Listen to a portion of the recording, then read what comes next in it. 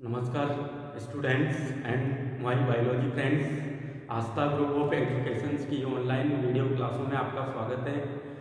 पिछले video lectures के दौरान हमने मेल स्ट्रोबिलस, उसके अंदर मेल फ्लावर्स, लघु बीजाणुदानी और उसके डेवलपमेंट को स्टडी किया था।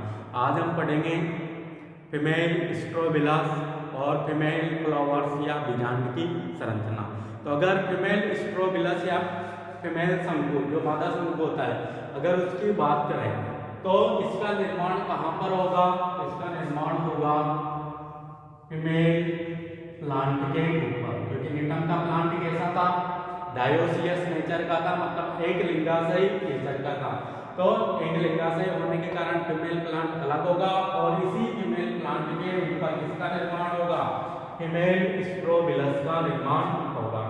अब जो ये फीमेल स्ट्रोबिलस होता है, यह संरचना में same to same male strobilus के समान ही हमें दिखाई देता है।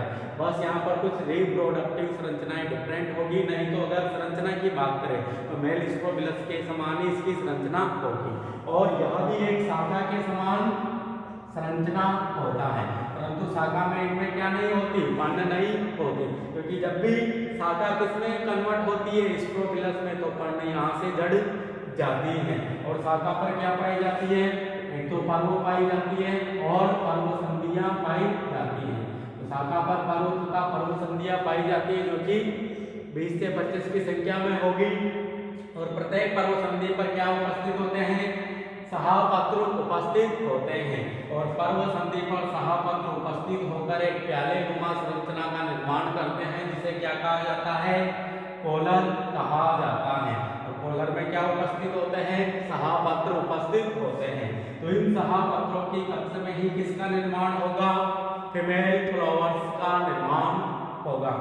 और यहाँ पर फीमेल स्ट्रोबिलस में जो फीमेल फ्लावर्स होते हैं वह एक बीजांड के द्वारा निरूपित होते हैं। मतलब जो बीजांड होता है या गुरु बीजाणुदानी होती है, अध्यावरण युक्त जो गुरु बीजाणुदानी होती है, उसे क्या कहा जाता है? बीजांड कहा जाता है। तो मतलब जो फीमेल फ्लावर्स होता है या जो मादा पुष्प होता है, वो यहाँ पर एक बीजांड या गुरु बीजाणुदानी तथा उसके वृंत के द्वारा निरूपित किया जाता है। और प्रत्येक कोलन में इन बीजांडों की जो संख्या होती है वह लगभग 4 से 10 तक हो सकती है। परंतु नीटम के प्लांट में क्या होता है कि जो ये बीजांड होते हैं, इन बीजांड में द्विरूपिता पाई जाती है, मतलब डायमॉर्फिज्म पाई जाती है। इसमें पाए जाने वाले जो बीजांड होते हैं, कुछ बीजांड तो बड़े साइज के होंगे और कुछ बीजांड छोटे साइज के तथा बंधे प्रकृति के होते हैं। और जो छोटे साइज के जो बीजांड होते हैं या फिर जो बंधे प्रकृति के जो बीजांड होते हैं, वह शीघ्र ही इन कोलन से जड़ जाते हैं या इन पर्वसंधियों से जड़ जाते हैं। मतलब इनमें निषेचन की प्रक्रिया तथा बीज का निर्माण नहीं होगा। अगर बीज का निर्माण होगा तो किनमें होगा? जो बड़े बीजांड है या सुविकसित बीजांड है, वही परिपक्व होकर या उनमें ही निषेचन की प्रोसेस होकर किसका निर्माण होता है? बीज का निर्माण होता है। यह थी फीमेल स्ट्रोबिलस की संरचना, जो कि शाखा के समान संरचना है, पर्व तथा पर्व संधियों में विभेदित है। प्रत्येक पर्व संधि पर सहापत्र पाए जाते हैं और सहापत्र की कक्ष में ही किसका निर्माण होता है? बीजांड का निर्माण होता है। और इस बीजांड को क्या कहा जाता है? यहाँ पर फीमेल फ्लावर्स कहा जाता है। और बीजांड की संख्या लगभग 4 से 10 तक हो सकती है। और जो ये बीजांड होते हैं, इनमें द्विरूपिता पाई जाती है। नीटम की कुछ जातियों में मतलब छोटे साइज के बीजांड भी देखने को मिल सकते हैं, बड़े साइज के भी देखने को मिल सकते हैं। परंतु जो छोटे साइज के जो बीजांड होते हैं वह परिपक्व नहीं होते, बंधे प्रकृति के रह जाते हैं और शीघ्र ही कोलर से जड़ जाते हैं। परंतु जो बड़े साइज के जो बीजांड होंगे वह यहाँ से नहीं जड़ेंगे, वह परिपक्व होंगे, उनमें निषेचन की प्रोसेस संपन्न होगी तथा बीज का निर्माण भी देखने को हमें मिलेगा। ये था फीमेल स्ट्रोबिलस। अब इसके अंदर जो बीजांड पाए जा रहे हैं या फीमेल फ्लावर्स पाए जा रहे हैं, इनकी संरचना को हम डिस्कस करेंगे। तो पहले हम बीजांड का या फीमेल फ्लावर्स का डायग्राम बनाएंगे, फिर उसको हम समझेंगे। फीमेल फ्लावर्स या बीजांड की संरचना का बात करें तो जितने भी फीमेल स्पोरोफिलस में जो फीमेल फ्लावर्स पाए जाते हैं उनको हम केवल एक बीजांड या भ्रूण बीजाणुगामी और उसके छोटे से वृत्त के रूप में निरूपित कर सकते हैं। मतलब ये सारा ही जो ये बीजांड दिख रहा है ये इसे क्या कहेंगे हम फीमेल फ्लावर्स कहेंगे। जैसे हमने जो एंथर था या पुंकेसर था उसे क्या कहा था मेल फ्लावर्स कहा था, तो इसे क्या कहेंगे हम फीमेल फ्लावर्स कहेंगे। अब जो इसकी जो संरचना होती है वो किस प्रकार की होती है, कौन कौन से इसमें आवरण पाए जाते हैं, तो उनको हम डिस्कस करेंगे। तो अगर हम बीजांड की संरचना की बात करें तो जो बीजांड की जो संरचना हमें दिखाई देती है वो किस प्रकार की दिखाई देती है, ऑर्थोट्रोपस प्रकार की। मतलब इसमें जो बीजांड द्वार, बीजांड कायक और जो बीजांड ग्रंथ होता है वह 180 डिग्री एंगल पर उपस्थित होता है। इसी कारण से ऑर्थोट्रोपस टाइप का बीजांड कहा जाता है। अब जो ये बीजांड दिख रहा है इसमें हमें 3 आवरण दिखाई देते हैं और वह 3 आवरण कौन कौन से हैं। एक तो इसका परिधल का आवरण है, मतलब परिधल इसके चारों ओर उपस्थित होते हैं, और एक अध्यावरण का आवरण है, और अध्यावरण के 2 आवरण हैं, 2 आवरण तो ये और एक परिधल का आवरण। तो इस बीजांड के जो बीजांड काय होता है उसके चारों ओर 3 आवरण पाए जाते हैं। तो जो पहला आवरण है वह है पेरियंथ या परिधल का आवरण। तो जो ये आवरण होता है ये बीजांड के चारों ओर पाया जाता है और ये काफी मांसल प्रकृति का आवरण है। और कुछ वैज्ञानिकों के अनुसार तो इनमें जो पेरियंथ का आवरण है इसमें क्लोरोफिल पिगमेंट्स भी पाए जाते हैं, और जो क्लोरोफिल युक्त जो कोशिकाएं होती है उनमें कुछ लेटेक्स नलिकाएं, कुछ स्टार्च कण, ऐसी संरचनाएं भी हमें देखने को मिलती है कुछ साइंटिस्टों के अनुसार। तो सबसे बायतन जो आवरण है ये होता है परिधल का आवरण और मांसल प्रकृति का होता है, क्योंकि हमें पता है कि जो बीजांड बना है वह फीमेल स्पोरोफिलस में कहाँ पर बना है, सहपत्र के कक्ष में बना है। तो सहपत्र के कक्ष में जब बीजांड बनता है तो उसी दौरान किसका भी निर्माण हो जाता है, परिधलों का भी निर्माण हो जाता है, क्योंकि इस बीजांड के चारों ओर व्यवस्थित होते हैं। उसके बाद सेकंड आवरण की बात करते हैं तो सेकंड आवरण कौन सा है, अध्यावरण। और अध्यावरण की भी यहाँ पर 2 परतें हैं, एक तो आउटर इंटेगुमेंट या बाह्य अध्यावरण की परत, एक इनर इंटेगुमेंट या अंतः अध्यावरण की परत। या फिर जो ये आवरण है इसको हम 3 भागों में बांट सकते हैं, बाह्य लेयर, मिडिल लेयर और इनर लेयर, ऐसे भी हम इसे बोल सकते हैं। तो हमने इसको केवल यहाँ पर 2 भागों में बांट दिया है, एक तो परिधल, एक इंटेगुमेंट। इंटेगुमेंट को वापस से हम बांट देंगे, एक तो आउटर इंटेगुमेंट, एक इनर इंटेगुमेंट। तो जो आउटर इंटेगुमेंट या बाह्य अध्यावरण होता है ये केवल इसके बीजांड द्वार तक ही सीमित रहता है। जैसे आपको ये वाला जो आवरण दिख रहा है ये कहाँ तक सीमित है, इसके केवल बीजांड द्वार तक ही सीमित है। जबकि जो आंतरिक अध्यावरण या इनर इंटेगुमेंट होता है वह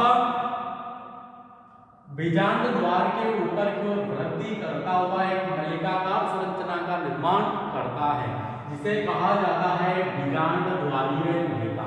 तो बीजांड द्वारीय नलिका का निर्माण कौन से अध्यावरण के द्वारा किया जाएगा, आंतरिक अध्यावरण या इनर इंटेगुमेंट के द्वारा किया जाएगा। और यहाँ पर जो बीजांड द्वारीय नलिका है इसमें यहाँ पर बीजांड द्वारीय नलिका का जो आधारी भाग होता है यहाँ पर क्या होता है, पोलन चैम्बर उपस्थित, यहाँ पर क्या होता है, माइक्रोपाइल उपस्थित होता है या बीजांड द्वार उपस्थित होता है। क्योंकि यहाँ पर अध्यावरण जैसी कोई संरचना नहीं दिखाई देती तो बीजांड द्वार कहाँ पर मिलेगा, तो ये बीजांड द्वारीय नलिका है यहाँ पर मिलेगा, क्योंकि यहाँ पर अध्यावरण नहीं पाया जाता। और जो परागकण या जो लघु बीजाणु आएंगे वह इस बीजांड द्वारीय नलिका के माध्यम से होते हुए कहाँ पर पहुंचेंगे, पोलन चैम्बर के अंदर पहुंचेंगे। तो पहले बात की हमने बीजांड के आवरणों की। तो बीजांड के 3 आवरण हैं, एक तो परिधल वाला आवरण और एक अध्यावरण वाला आवरण। परिधल वाला जो आवरण होता है वह सबसे बाहर की ओर पाया जाता है और मांसल प्रकृति का होता है। इसके बाद अध्यावरण वाला, अध्यावरण दो है इसमें, एक तो आउटर इंटेगुमेंट, एक इनर इंटेगुमेंट। जो आउटर इंटेगुमेंट होता है इसकी भी एक मोटी परत होती है और ये केवल बीजांड द्वार तक ही सीमित होता है। या बीजांड द्वार के यहाँ पर एक ऐसी त्रिकोणीय संरचना या चोंचलाइक संरचना का निर्माण करता है। परंतु जो आंतरिक अध्यावरण होता है वह इसके शीर्ष भाग के ऊपर की ओर बढ़कर एक नलिकाकार संरचना का निर्माण करता है जिसे बीजांड द्वारीय नलिका कहा जाता है। और बीजांड के शीर्ष भाग पर जिस स्थान पर अध्यावरण एब्सेंट होता है उसे क्या कहा जाता है, माइक्रोकाइल या बीजांड द्वार कहा जाता है। अब यहाँ पर जो यह आंतरिक अध्यावरण के द्वारा जो बीजांड द्वारीय नलिका बनाई गई है यह एफ्रीडा के बीजांड की अपेक्षा छोटी होती है। एफ्रीडा से ये जो एफ्रीडा का जो बीजांड होता है उससे कैसी होती है, ये छोटी होती है। क्योंकि हमने एफ्रीडा के बीजांड की जब संरचना पढ़ी थी तो वहां पर भी तो देखा था कि बीजांड द्वारीय नलिका का निर्माण किया जा रहा था। तो वहां पर जो बीजांड द्वारीय नलिका बनी थी वह काफी लंबी बनी थी, जबकि यहाँ पर जो बीजांड द्वारीय नलिका बनी है वो उसके कंपैरिजन में यहाँ पर छोटी है। तो इसके ये हमने की इसके आवरणों की बात। इसके बाद बात करते हैं हम बीजांड काय।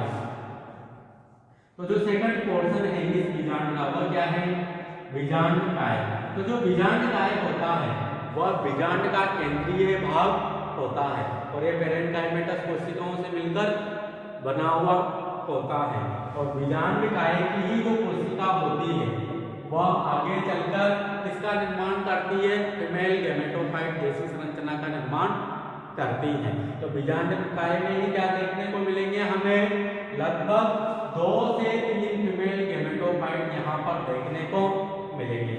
और जो प्रत्येक फीमेल गैमेटोफाइट होगा उसमें एक एग सेल उपस्थित होगी, क्योंकि यहाँ पर जो फीमेल गैमेटोफाइट उपस्थित होते हैं उनमें स्त्री धानियां नहीं देखने को मिलेगी। और हमने तो यह भी देखा था जो अनादर जिम्नोस्पर्म के बीजांड पढ़े थे कि एक बीजांड के अंदर एक ही फीमेल गैमेटोफाइट बनता है, परंतु यहाँ पर फीमेल गैमेटोफाइट की संख्या कितनी देखने को मिलेगी, हमें 2 से 3 देखने को मिलेगी। क्योंकि यहाँ बीजांड काय की 2 से 3 जो कोशिकाएं होती हैं वह विभेदित होकर एक सीनो मेगास्पोर संरचना का निर्माण करती है। जैसे हमने पढ़ा था कि कोई भी एक कोशिका विभेदित होकर किसका निर्माण करती है, मेगास्पोर मदर सेल का निर्माण करती है। फिर उसमें क्या होता है, अर्धसूत्रीय विभाजन होता है, तो 4 केंद्रों का निर्माण होता है। और इन 4 केंद्रों को युक्त कोशिका को क्या कहते हैं, सीनो मेगास्पोर कहा जाता है। जबकि यहाँ पर जबकि अनादर जिम्नोस्पर्म में जो 4 केंद्र निर्मित होते थे उनमें से ऊपरी भाग के 3 तो उपासित हो जाते थे, निचला भाग का जो एक सक्रिय केंद्रक होता था वही आगे जाकर फीमेल गैमेटोफाइट का निर्माण करता था। परंतु यहाँ पर ऐसा नहीं है।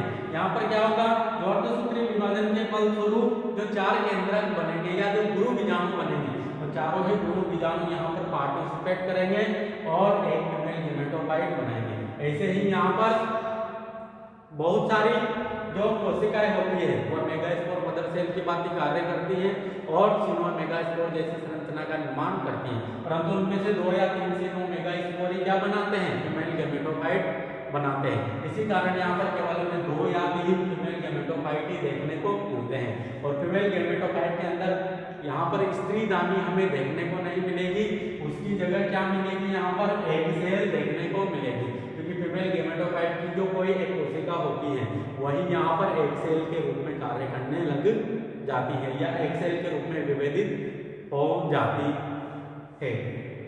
तो ये देखा हमने बीजांड काय। अब बीजांड काय के बाद देखते हैं हम भ्रूण कोश। तो कौन सा पोर्शन बचा रह गया हमारा, भ्रूण कोश या एंडोस्पर्म। परंतु भ्रूण कोश से पहले हम एक संरचना और देखते हैं। जो ये बीजांड काय दिख रहा है, इस बीजांड काय के जो शीर्ष भाग होता है इसकी कुछ कोशिकाएं क्या हो जाती है, यहाँ से विघटित हो जाती है तथा एक चैम्बर लाइक संरचना का या पोस्ट लाइक संरचना का निर्माण करती है जिसे पोलन चैम्बर कहा जाता है। और जो भी परागकण आएंगे वो यहीं पर आकर रहेंगे। और इसके बीजांड की खास बात यह भी होती है कि इसमें बीजांड काय चोंच हमें देखने को नहीं मिलेगी। क्या देखने को मिलेगा, पोलन चैम्बर देखने को मिलेगा, जो भी कैसा होगा, अविकसित होगा। अब इसके बाद बात करते हैं हम भ्रूण कोश की। तो भ्रूण कोश क्या होता है, कहाँ पर पाया जाता है? तो ऐसा कोश जो कि भ्रूण को पोषण प्रदान करे, भ्रूण कोश कहलाता है या एंडोस्पर्म कहलाता है। तो कहाँ पर पाया जाता है? ये फीमेल गेमेटोफाइट के अंदर या मादा इग्नोकॉर्क के अंदर देखने को मिलेगा। परंतु जो नीटम है या नीटम है, इसमें दो प्रकार का भ्रूण कोश हमें देखने को मिलता है। एक तो वह भ्रूण कोश जिसका निर्माण निषेचन से पहले ही हो जाता है, उसे कहा जाता है अगुणित भ्रूण कोश। देखिए जैसे कि अपने जिम्नोस्पर्म में देखा, अनादर जिम्नोस्पर्म में, जिनमें निषेचन से पहले क्या बन जाता है? भ्रूण कोश बन जाता है। मतलब गेमेटोफाइट के डेवलपमेंट के दौरान ही बन जाता है। वो किस प्रकृति का होता है? अगुणित नेचर का होता है। जबकि यहाँ पर दो प्रकार के देखने को मिलेंगे। अगुणित तो देखने को ही मिलेगा जिसका निर्माण निषेचन से पहले हो जाएगा, परंतु द्विगुणित प्रकृति का भी देखने को मिलेगा जिसका निर्माण निषेचन के बाद होगा। और जो अगुणित जो भ्रूण कोश होता है वह यहाँ पर कोशिकीय फॉर्म में होगा, मतलब केंद्र के चारों ओर कोशिका वृत्ति होगी और मादा इग्नोकॉर्क के निचले भाग में होगा। जबकि जो द्विगुणित भ्रूण कोश होगा वह ऊपरी भाग में होगा और मुक्त केंद्र की अवस्था में पाया जाएगा। और यह मुक्त केंद्र फिर बाद में द्विगुणित भ्रूण कोश का निर्माण कर देते हैं। इसके बाद देखते हैं हम, यह अपने भ्रूण कोश की बात की। अब इसके बाद देखते हैं इसका जो बीजांड ग्रंथ, इसका जो बीजांड ग्रंथ होता है, इससे लगभग 15 से 20 वेस्कुलर जो सप्लाई होती है वह एंटर करती है, क्योंकि इसके अध्यावरणों से, बाह्य अध्यावरणों से होती है, आंतरिक अध्यावरणों में, और बीजांड काय को ये भोज्य पदार्थ की और जल व खनिज लवणों की सप्लाई देने का कार्य करते हैं। तो यह थी बीजांड की संरचना। बीजांड की संरचना में कौन कौन से भाग हैं? एक तो बीजांड का आवरण है जो कि एक तो परिधल है और अध्यावरण है। उसके बाद बीजांड काय हैं और बीजांड काय के द्वारा भी फीमेल गेमेटोफाइट का निर्माण कर दिया जाता है। तो इनकी संरचना को भी हमने देखा, इनका थोड़ा बहुत डेवलपमेंट भी देखा। वैसे फीमेल गेमेटोफाइट का डेवलपमेंट अभी हम नेक्स्ट लेक्चर के अंतर्गत पढ़ेंगे कि 2 से 3 फीमेल गेमेटोफाइट क्यों बनते हैं, किस प्रकार इनका डेवलपमेंट होता है, सीनोमेगास्पोर क्या होते हैं, इनके बारे में हम पढ़ेंगे। इसके बाद हमने एंडोस्पर्म या भ्रूण कोश के बारे में देखा कि जो 2 प्रकार का था, एक तो अगुणित, एक द्विगुणित। एक का निषेचन के पहले ही निर्माण हो जाता है, दूसरे का निषेचन के बाद होता है। उसके बाद हमने बीजांड ग्रंथ देखा, इससे वेस्कुलर सप्लाई जो 15 से 20 वेस्कुलर सप्लाई इसमें एंटर करती है। तो ये आज देख ली हमने बीजांड की संरचना या फीमेल फ्लावर्स की संरचना। अब हम अगले वीडियो लेक्चर्स के दौरान गेमेटोफाइट जनरेशन को डिस्कस करेंगे, जहां पर हम मेल गेमेटोफाइट की संरचना और उसके डेवलपमेंट को और उसी प्रकार फीमेल गेमेटोफाइट की संरचना और उसके डेवलपमेंट को देखेंगे। तो आज के लिए इतना ही काफी है। Thank you.